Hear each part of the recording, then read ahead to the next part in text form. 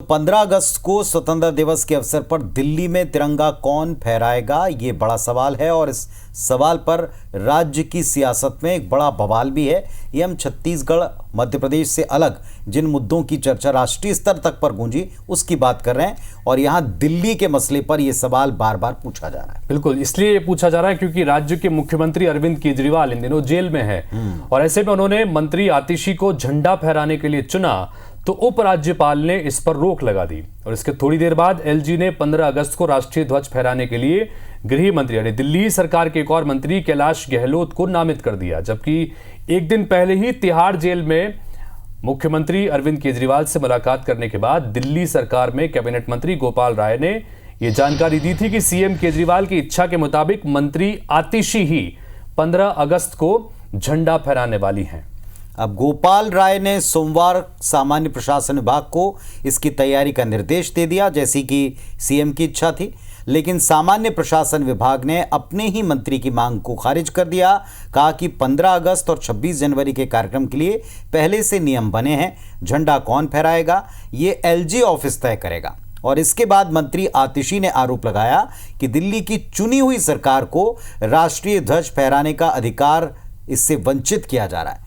नए वॉयसराय आए हैं, वे खुद राष्ट्रीय ध्वज फहराना चाहते हैं। तो वॉयसराय कहकर दरअसल अंग्रेजी शासन से तुलना कर दी और एक चुनी हुई सरकार बताकर याद दिलाया कि जनता ने दिल्ली की आम आदमी पार्टी को सत्ता में बिठाया है और उनके मुखिया की मंशा को ठुकराना यानी जनता की भावना का अनादर करना है। लेकिन आज एक चुनी हुई सरकार के झंडा फहराने के अधिकार को छीना जा रहा है। आज दिल्ली में ऐसा लग रहा है कि एक नए वायसराय आ गए हैं, एक नए वायसराय आ गए हैं जो कह रहे हैं झंडा वो फहराएंगे। तो तिरंगे पर मची तकरार के बीच मंगलवार को एलजी ने यह फैसला ले लिया है।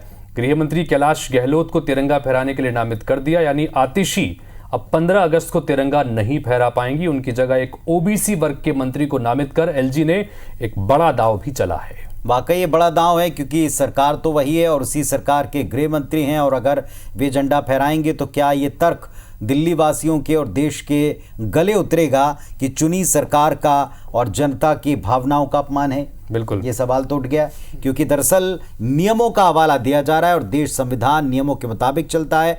अब ये भी ढूंढा जा रहा है कि क्या वाकई इस बात का अधिकार है मुख्यमंत्री के निर्देश और मंशा के विपरीत जाकर, क्या इस बात के अधिकार है? बिल्कुल, और इस फैसले के बाद जो एलजी ने फैसला लिया है, अब आम आदमी पार्टी की सरकार के नेता जो है विरोध भी नहीं कर पाएंगे, क्योंकि अब उन्हीं की सरकार के एक मंत्री को मौका दे दिया गया है। अब आतिशी को नहीं दिया गया, चूंकि ये चाहत थी केंद्रीय केजरीवाल की, क्योंकि वो आतिशी झंडा फहराएं, लेकिन ऐसा हो नहीं पाएगा। और अब कैलाश गहलोत 15 अगस्त को दिल्ली में झंडा फहराएंगे।